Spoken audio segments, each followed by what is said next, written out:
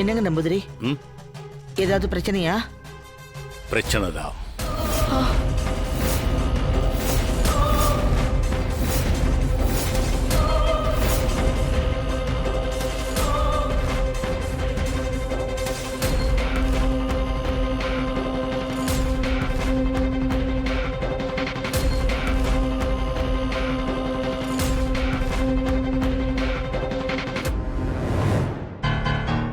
ஏதாவது பிரச்சனையா நம்புதிரி, சொல்லுங்க.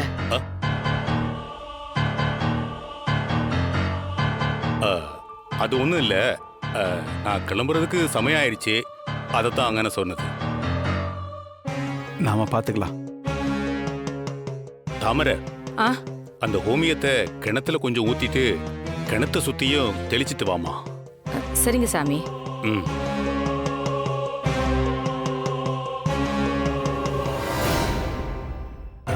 வேற ஒண்ணும் இல்ல. நேத்து ராத்திரி அந்த கிணத்துக்குள்ள தீயிடி இறங்குனதுனால அதுக்கு சிறிய பூஜை செஞ்சு அந்த கிணத்தை மூடி கொஞ்ச காலத்துக்கு அதுல இருக்கிற வெள்ளத்தை யாரும் உபயோகிக்காம இருக்கணும். அது மாத்திரம்தான், வேற ஒண்ணும் இல்லை.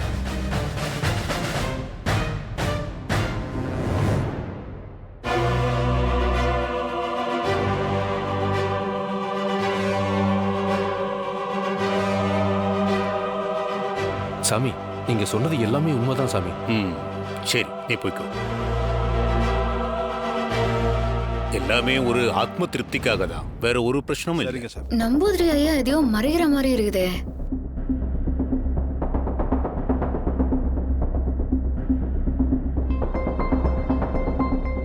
நம்பூதிரி ஐயா பிரச்சனைன்னு சொன்னதுக்கு அப்புறம் எல்லாரும் பயந்துட்டாங்க. அத்தை பார்த்ததும் தான் சட்டுன்னு சொல்ல வந்த விஷயத்த மறைச்சிட்டாரோன்னு தோணுது. பொம்மி அக்கா போட்டோ வேற கீழே விழுந்து ஒழிஞ்சிச்சு. அது மட்டுமா, பாவம் தாமரை அக்கா அது சுயநினைவே இல்லாம கிணத்து மேல ஏறி நின்று இருந்துச்சு. வீட்டுக்குள்ளார எல்லாரோட ரூம் வெளியவும் பெட்ரோல் ஊத்தி தீய வச்சிட்டாங்க. இது எல்லாத்தையும் யாரு பண்ணா, இன்னத்துக்கோசரம் பண்ணாங்கன்னு ஒன்னும் புரியல. இத பத்தி அவராண்டியே கேட்டு தெரிஞ்சுக்கணும்.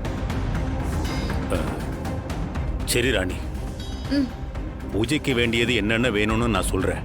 அதற்கு ஏற்பாடு செய். சரிங்க சாமி. அது வரைக்கும் எல்லாரும் அவங்கவுங்க ரூம்ல இருங்க, நான் கூப்பிடுறேன். சரிங்க. நம்பூதிரி ராணி கிட்ட ஏதோ தனியா பேச போறார் போல. அதனாலதான் மத்தவங்களெல்லாம் ரூம்குள்ள போக சொல்றாரு. போங்கம்மா. போலாம். சித்தப்பா போங்க. வா.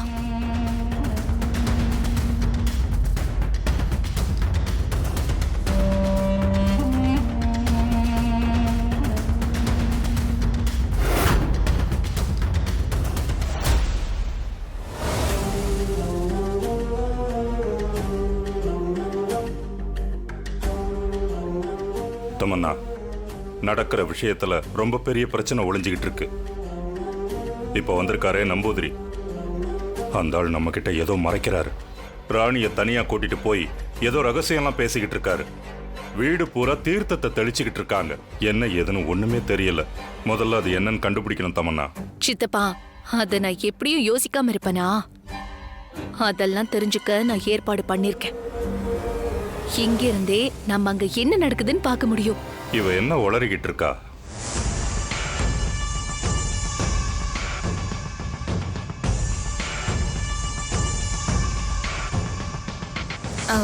சாமி, நான் உங்களாண்ட இன்னொரு விஷயத்த கேட்கணும். நீ என்ன கேட்க போறேன்னு எனக்கு நன்னாய் தெரியும். தமன்னா, இதை எப்படி தமன்னா ஏற்பாடு பண்ண? சித்தப்பா, உங்களை முன்னாடி போங்கன்னு சொன்னல. சரி வாங்க. சித்தப்பா, நீங்க அவங்களோட போயிருங்க. எனக்கு ஒரு வேலை இருக்கு, நான் முடிச்சிட்டு வந்துடுறேன். போயிட்டு வா.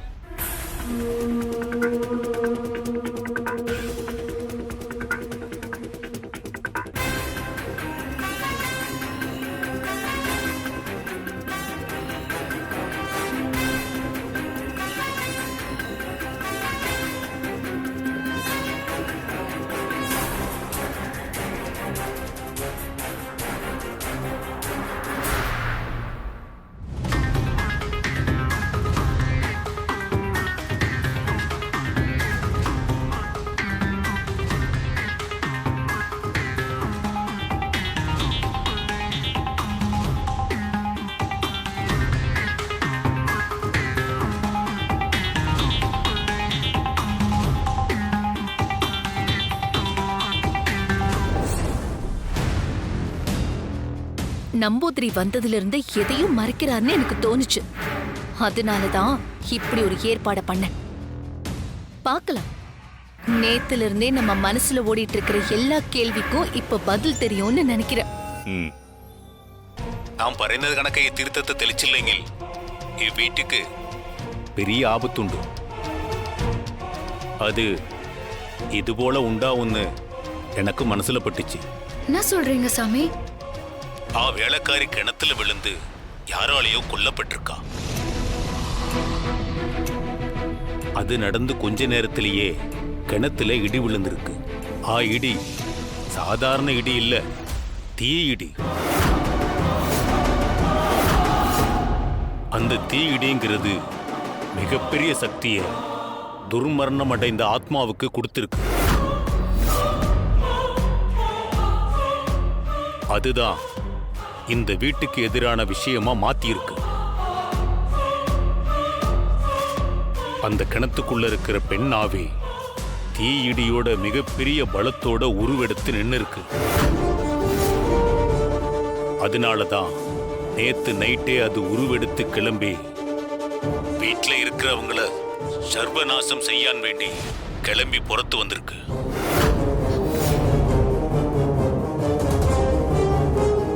அந்த துர்சக்தியை அடக்கணும்னா அந்த கிணத்தை உடனடியா மூடணும். அதுக்காக தான் நான் தீர்த்தத்தை தெளிக்க சொன்னேன். 4 திசையிலையும் நடுக்கல்ல நட்டு அதுக்கு மந்திரங்களை ஓதி அதுக்கு சக்தியை கொடுத்து அத திசை பாலகர்களா மாத்தணும்.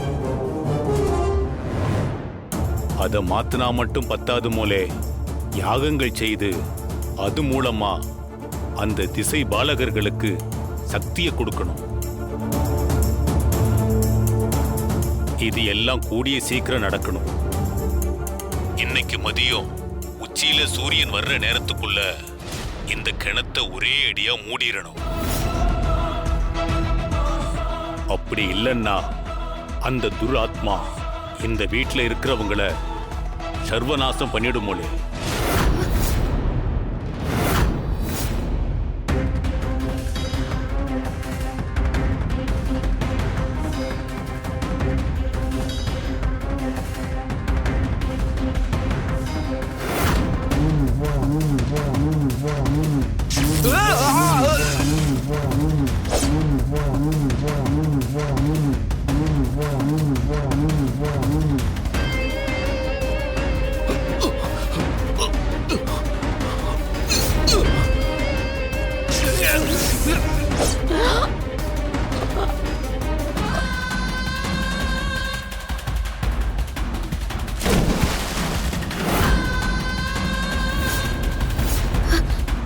ஐயோ,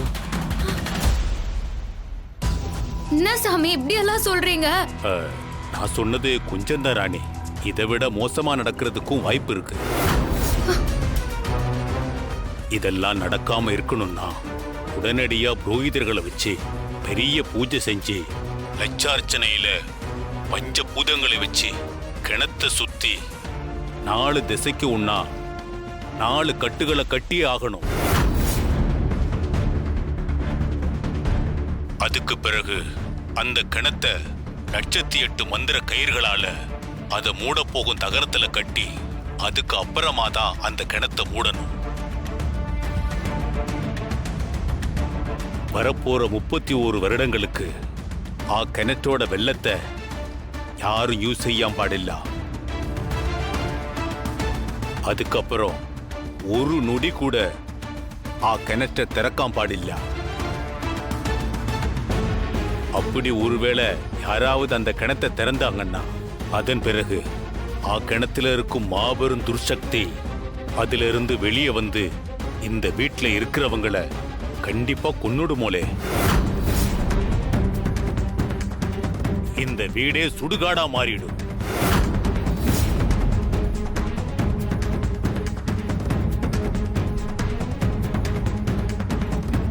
அந்த துர்சக்தியை தாண்டி இந்த வீட்ல யாராலையும் தங்க முடியாது. ஏன்னா அந்த துர்சக்தி இருக்கிற இடம் சுடுகாட்டுக்கு சமம்.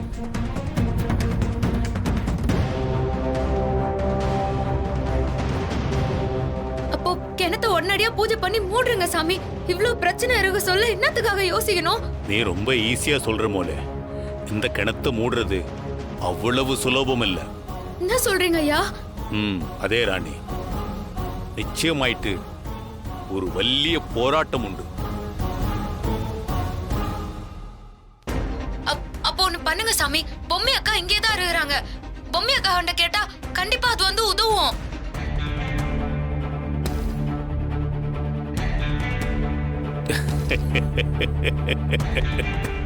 இல்ல ராணி, அந்த துர்சக்தியோட பலம் அந்த தீ இடியால பல மடங்கு கூடியிருக்கு. துர்சக்தி எதிர்த்து நின்னா பூமியே கூட அழிஞ்சு போகிறதுக்கு வாய்ப்பு அதிகம் மோளே. அப்பா, ஒரு வழி அந்த பொம்மை அழிக்க ஒரு சக்தி வந்துருச்சா? இதத்தான் நான் எதிர்பார்த்தேன். அப்பேற்பட்ட சக்திய அந்த இடியின் மூலமா அந்த துர்சக்தி பலத்தை கூட்டி நிக்குது. அதனாலதான் சொல்றேன். அப்புறம் இன்னொரு அதிர்ச்சியான விஷயத்தை உங்ககிட்ட சொல்றேன். நான் சொல்ல போற விஷயம் யாருக்கும் தெரியக்கூடாது. நான் எதுக்காக தாமரையை வெளியே அனுப்புனேன், அதே சமயம் தாமரை கையாலேயே தீர்த்தத்தை தெளிக்க சொன்னதுக்கும் காரணம் உண்டு மோளே.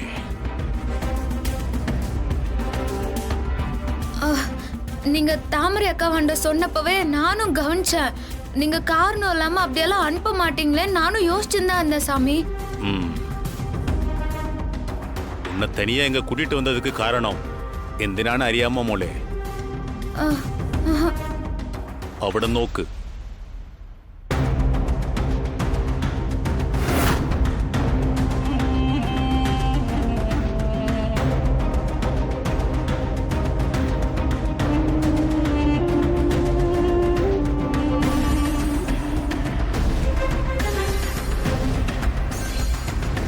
தாமரையால கண்டிப்பா அந்த கோமியத்தையும் தீர்த்தத்தையும் தெளிக்க முடியாது.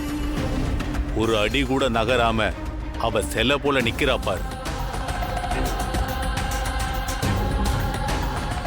என்ன நம்பூதிரி ஐயா, தாமரை அக்கா என்னத்துக்கோசரம் அப்படி நிக்குது?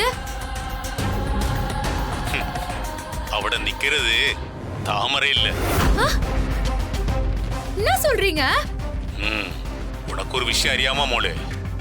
என்ன தமன்னா, எதுக்காக தாமரை இப்படி ஆவேசமா நிக்கிறா? இருங்க சித்தப்பா, நம்பூதிரி ஒரு முக்கியமான விஷயத்த சொல்ல போறாரு. அது என்னன்னு பார்க்கலாம். ஐயா சொல்லுங்க ஐயா, தாமரை அக்காவுக்கு என்ன ஆச்சு? நான் இந்த வீட்டுக்குள்ள வந்த அடுத்த நொடியே நான் இந்த கிணத்தை നോക്കാനായിട്ട് വന്നില്ലേ, യഥാർത്ഥമായിട്ട് ഞാൻ താമരയെ കണ്ട്. നിങ്ങൾ എല്ലാരും പേടിയോടെ കിണത്തെ നോക്കിക്കൊണ്ടിരുന്നല്ലേ.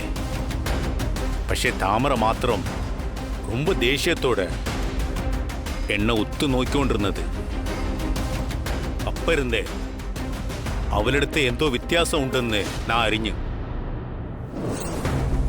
റാണി, ഇവിടെ വരൂ.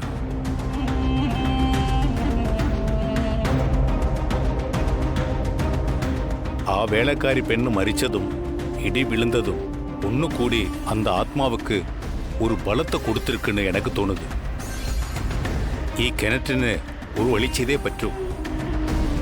ആ പൂജ തീരുന്നവരെ யாரும் ഇവിടെ വര വേണ്ട.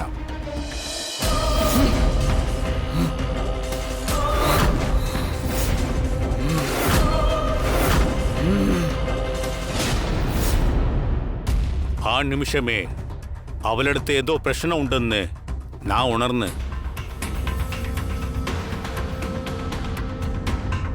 ഞാൻ താമരയെ നോക്കുമ്പോൾ താമര എൻ്റെ അടുത്ത് എന്തു പറഞ്ഞെന്നറിയാവോ?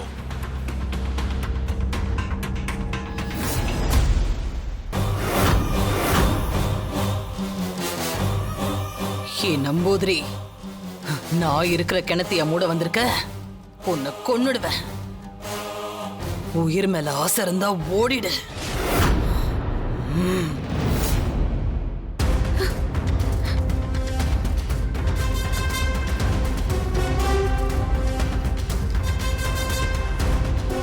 தாமரைக்குள்ள இருக்கிற துர்சக்தி அவட நல்லபடியா பூஜை செய்ய நம்மளை நிச்சயமா விடாது. அதையும் மீறி நடத்தினாலும் அது தான் கட்டுப்பாட்டுக்குள்ள இருக்கிற தாமரைய கொல்லான் கூட வாய்ப்புண்டு. ஐயோ சாமி, என்ன நீங்க இப்படி சொல்றீங்க? தாமரை அக்கா கொன்னுனா என்னால தாங்கிக்கவே முடியாது. வீட்டுக்குள்ள நான் காலடி எடுத்து வைக்கிற முன்பே ஷில்பாவோட ஆவி இவிட உണ്ടെന്ന് நான் உணர்ந்தேன். அது தாமரை அகத்து തന്നെ உണ്ടെന്ന് நான் அறிഞ്ഞு அதனாலதான் அவளை புறத்து அனுப்பி வச்சேன்.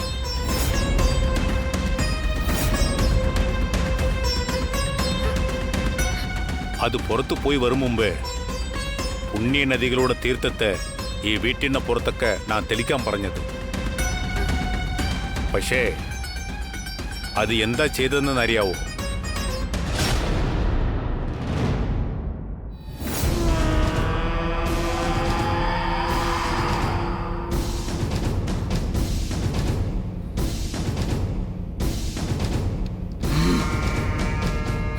டேய், என்னடா என்ன பண்றீங்க? இந்த நிமிஷமே இங்க இருந்து ஒழுங்கா ஓடிடுங்க, இல்ல அப்படியே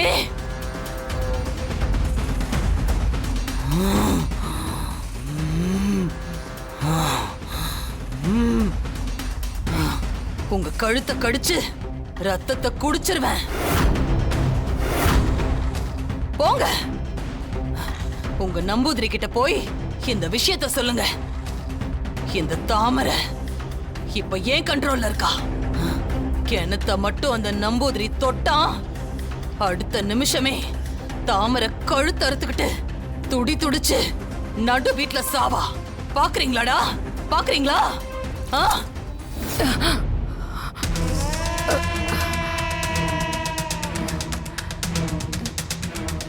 நம்பூதிரி ஐயா கோமியம் கேட்டாரு.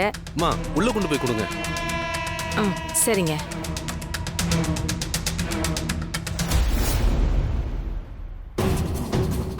ஐயோ, என்ன நம்பூதிரி ஐயா இப்படி சொல்றீங்க?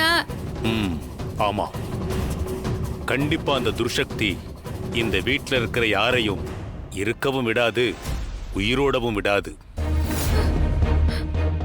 சர்வநாசம் பண்ற அளவுக்கு துர்சக்தி கடும் ஆக்ரோஷத்தோட இருக்கு.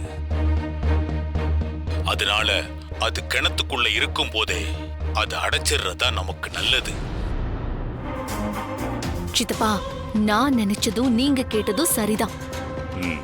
ஷில்பா ஆவி வந்தது தெரிஞ்சு அது இந்த நம்பூதிரி கணத்துக்குள்ளே வச்சு அடைக்க போறாரு. என்ன நடக்குதுன்னு பார்க்கலாம். தமன்னா, நாம ஷில்பாவோட ஆவியை அடைச்சு வைக்காம தடுத்துடலாம். அப்படி பண்ணா ஷில்பா ஆவி நமக்கு ஏதாவது உதவி செய்யும்ல? எப்படி ஐடியா? சித்தப்பா, ஆவி கிட்ட பேரம் பேச சொல்றீங்களா? இதெல்லாம் நடக்குமா? அதெல்லாம் உறுதியே எதையுமே சொல்ல முடியாது. முதல்ல நம்பூதிரி பேசுறத கேட்கலாம். கொஞ்சம் அமைதியா இருங்க. அப்போ என்னதான் பண்ண போறீங்க? தாமரை அக்கா பாவம். புரோகிதர்கள் வந்து சேரட்டும். கண்டிப்பா 108 கயிறுகள் கட்டி தகரத்தை வச்சு கிணற்ற மூடி 4 திசையிலையும் பஞ்சபூதங்களை துணையா வச்சு நான் கெட்டும். அதுக்கப்புறம் அந்த கிணத்துக்குள்ள இருந்து துர்சக்தியால புறத்து வராம பாடில்ல. விஷயம் யாரெങ്കിലും அறியாத கண்டு கிணற்ற திறந்தா அதன பின்னேடு இந்த வீட்டில் இருக்கிறவங்கள உண்மையால மட்டும் இல்ல, கடவுளால கூட காப்பாற்ற முடியாது.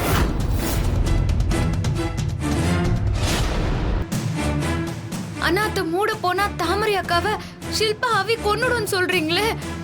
அதை செய்யறதுக்கும் நமக்கு ஒரே ஒரு வாய்ப்பு உண்டு போல. பட்சே அதை உயிரை பணைய வச்சு செய்யணும். கரணம் தப்புனா மரணம் போல. அதை செய்யறதுக்கு நமக்கு கிடைக்கிற சமயம் ஒரே ஒரு நிமிஷம்தான். പക്ഷേ அதை பத்தி ഇവിടെ സംസാരിക്കണ്ട. മോളെ പോയിക്കോ.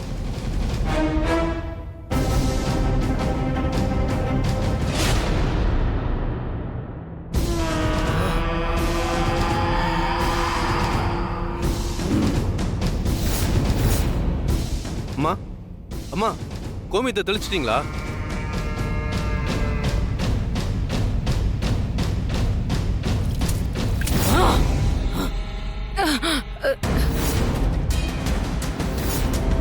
இன்னும் கோமியத்தை தெளிக்கலையா? சரி கொடுங்க, நானே தெளிச்சுக்கிறேன்.